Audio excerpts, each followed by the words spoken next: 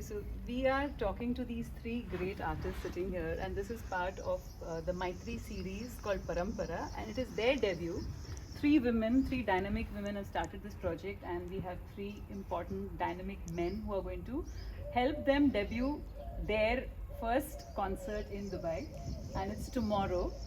And welcome to Dubai. And I think you've flown in from the Washington, and you've come from Bangalore, and you've come from Chennai. So okay, so three places converge into Dubai in the beautiful winter of Dubai that we're sitting here, which has, I think we're just blessed with this weather. So tell me about the concert. What is the plan? How did you synergize? Do you usually play together? I think Ambi can answer that question. So actually we started playing together in the last year, but it seems much longer. I think Akshay and I have been playing together for a while. Very happy to meet Soumiya and Ji. We've been speaking friends before the pandemic, but we finally got to perform last year. Mm-hmm. So yeah, we've enjoyed this trio, so to speak. Okay. And we're very excited to be here. The first time after the pandemic that I'm playing in Dubai. Okay. So yeah, we're looking forward to it. Yeah. So what do we expect tomorrow? Music. Of course. It will be I really love Ambi's music. Actually, as Ambi mentioned, our first concert was in New York City, in Manhattan. Actually, I never met with Ambi, only video call. Okay. Yeah. And I got introduced by Akshay. Mm-hmm. But we felt like that we known each other for so long. Uh-huh. And the first concert was solo concert of Ambi's. Okay. It was no words. I won't say fantastic. It's a fantabulous concert. And people was no space even for people to sit actually. Okay. But that was my first experience with Working. first concert with Ambi, and then we worked together. We had almost like we went to how many cities?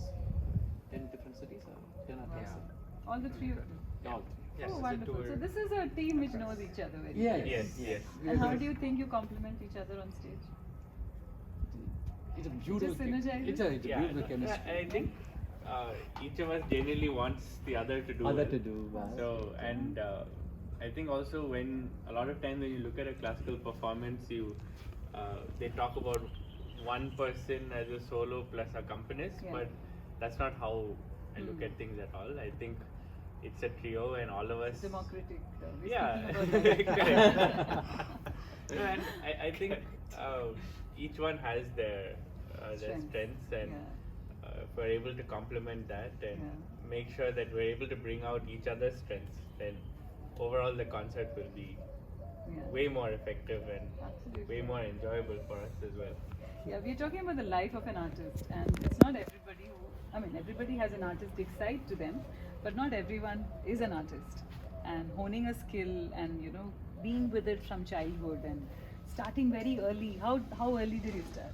As I mentioned, right, when I was growing up in Chennai, I used to, my dad, Papa always says that I used to beat whatever, even buckets or whatever. That's the reason. Wow. So that's why my journey started. It's a natural inclination. And Then- when did you formally? Actually, I learned for close to 17 years. And then, after I completed my graduation, within few years, I went to US. Okay. So this is close to almost like 28 years at US right now. Wow. And then I had a long gap, but I took it again. And, So what are the influences of the US in the work that you do? Because the environment does affect you. So what are the accents that you added to your own creativity?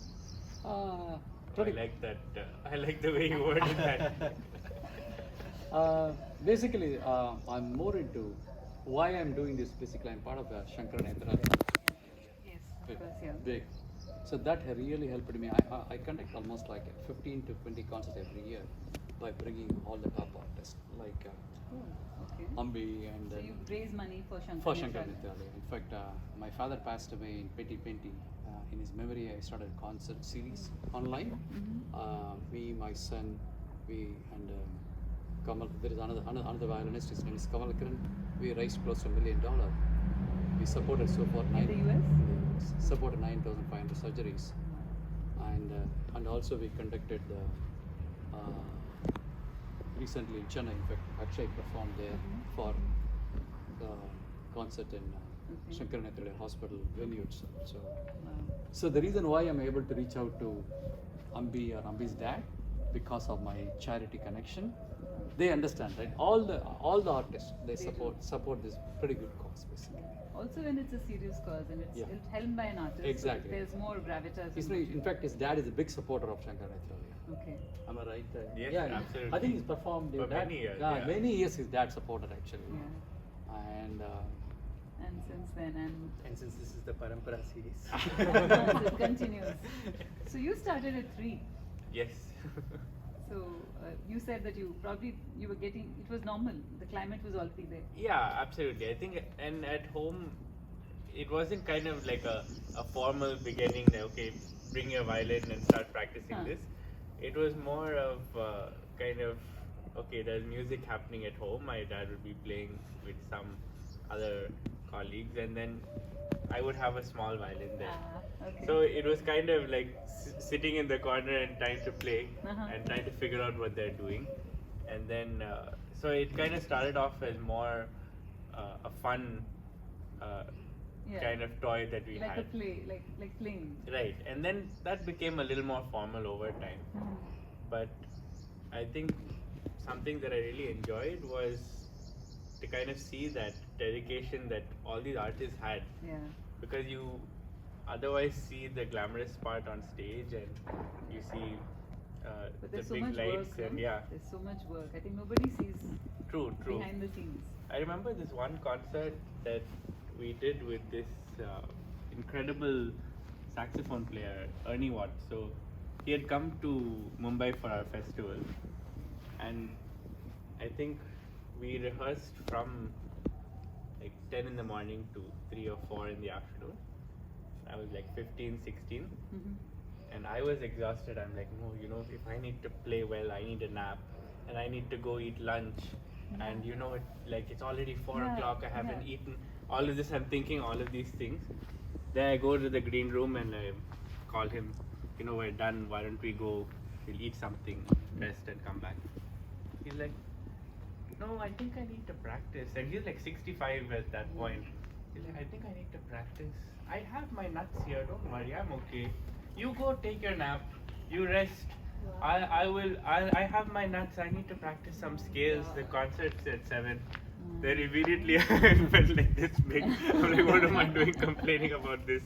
Right. That's something that you learn in the and the fact that it's such a pristine space. Yeah. Where people live their lives for art. Absolutely. And that's not an easy space to be in as well, because it's a very close emotional, it's related to your emotional life as well. For sure. And you have to protect your inner space. So we ask you about how do you protect your inner space, because as an artist, most people are sensitive. And how do you not put those things away and just focus on work and then make it beautiful? well, in contrast to Ambi, my family is like not involved in music at all since I was child. So when I grew up, aside from my father's sister being involved in music, like, I didn't really have too much access to it. But similar story, like I started when I was 5 years old, and so I grew up learning. But for me, I think the journey was slightly different. Like when I was in India, I didn't take it too seriously, but my parents moved to the US when I was 9, and then I got associated with a guru in Chennai. So I was in Bombay when I grew up, and then when I went to the US, I got associated with the guru in Chennai. In fact, there's a separate connection between Soumiji and myself because we share that same guru. Oh, okay. So you're Guru Subhash, Bhai. yeah. That is what they say. Yeah, and actually he's also an artist who's performed a lot with Ambi's. with his, with Ambi's dad. So they're- Okay, Yeah. so it's Yeah. like one. Yeah, that's Grown maybe up why the together. synergy is so Exactly. strong without His name is without the time. Subhash Chandran, sir. Yeah, T.H. Subhash. Yeah. So when I moved to the US is actually ironically when I really got rooted to Carnatic music, Carnatic tradition, classical music, and that is more like Interesting, no? That Yeah. you go to the US and correct. Yeah. So that is. understand. But you always had a. Yeah, I mean, I had an affinity towards it. Again, Yeah. my parents thought I had an affinity towards it, so I did it for Yeah. them. Mm. I think only when I started performing, my sister also was learning music, and Mhm. so when I started performing with her, like my first concert was with my sister. So while she's not really singing anymore, Okay. but we shared that one experience, and that was kind of where I Yeah. really felt like I was doing music for me. And that's when I got really... That switch needs to Yeah. happen at some point. Yeah. So I would say that happened for me when I was like, 10 or 11, and then it got really serious. I started going into like this, The space. yeah, and I feel in the initial stage, this is where we start to become more sensitive as musicians, because it is a lone journey. That practice, the time you spend with your instrument. I mean, maybe that if you consider your instrument a person, it's not Yeah. that lonely. Yeah. But you spend that time. I think every artist goes through that. Like you spend an intense amount of time with the instrument, and that's when you get super attached to the art, the instrument, and the music, and that part becomes like, okay, this is my space, and you need that kind of relationship going forward. I feel like forever. Feels like it becomes a part of your journey. So I feel like maybe that's where we become more sensitive with the art, because you spend so much time Right. building that. So how do you keep it balanced? I think over time you learn to balance any relationships. Lovely. Also the fact that a lot of music perceived as popular music outside India comes from cinema. Right. I mean, and today we do not need that carrier to take our music abroad or any True. parts of the world because of digital technology, or could be. There was one time that was one space which would make you popular. True. But today, with independent music coming up in such a big way, in a huge way, not necessarily all classical, but there are kinds and kinds of. It's an ocean out there where you can choose who you want to listen to. In that space, are you happier? Because it's now more not controlled by a certain Definitely. order. But I mean, at the same time, I think I would have tried to do this anyways. Yeah. So it's always kind of a balance. I think even now when you're looking at social media or putting things up on YouTube, it's not that there isn't an algorithm that you have to Not follow. yeah. Yeah. So a lot of times, I mean, whether you want to admit it or not, you're also making music for an algorithm.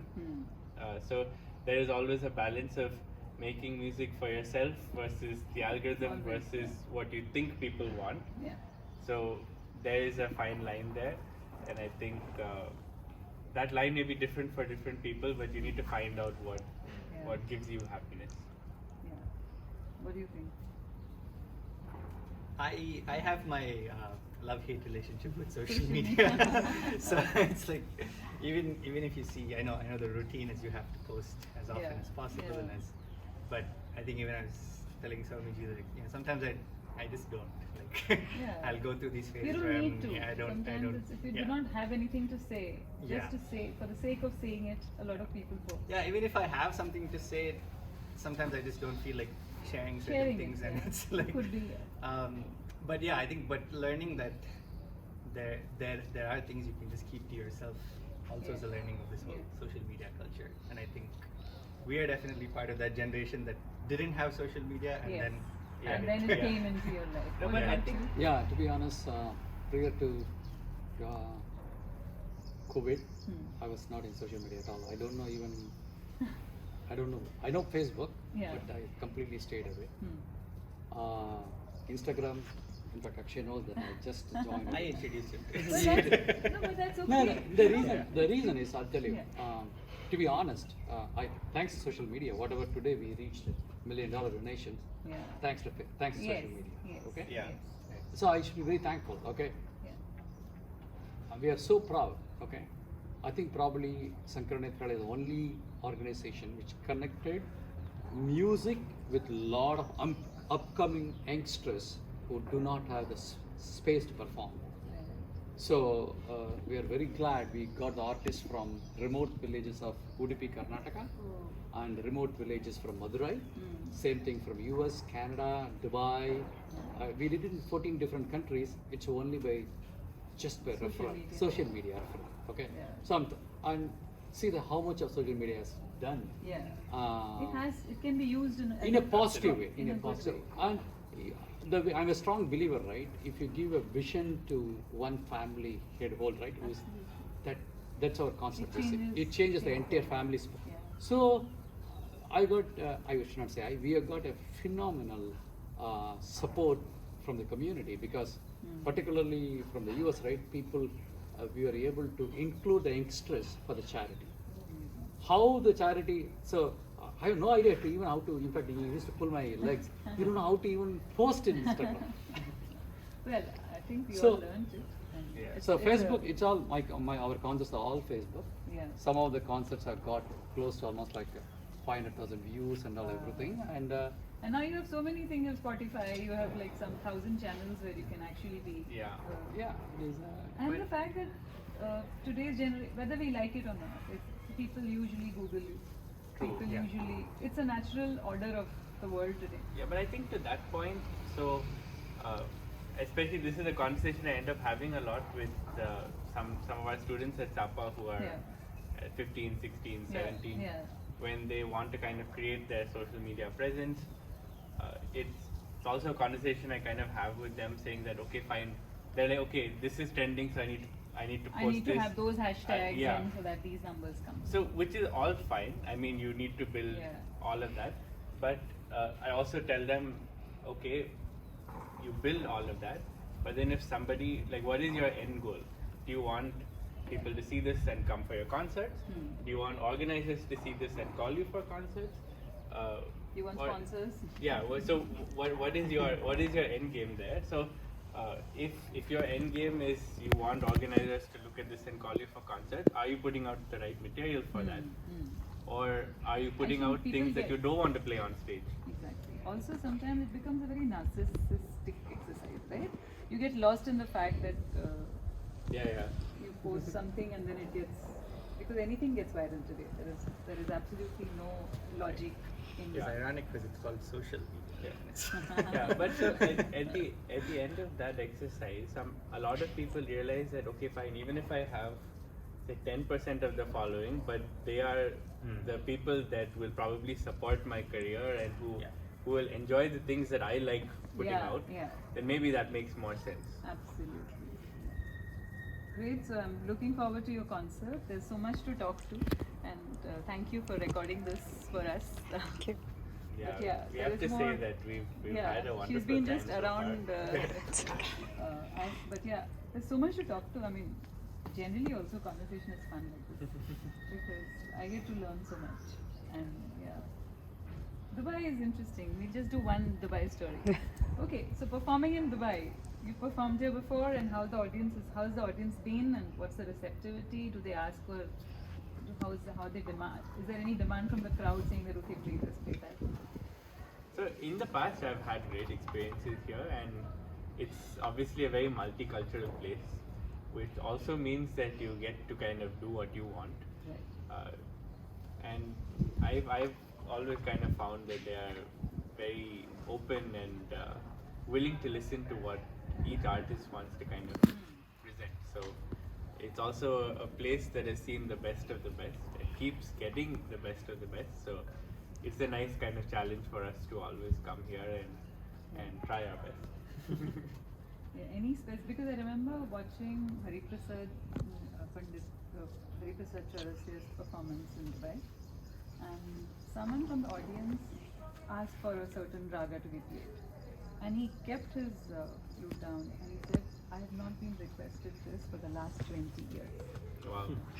So there is an audience for music in Dubai. Also, they left India 20-25 years ago, right? Right. So their memories of India is also when they left. Yeah. So there is a lot of love for music.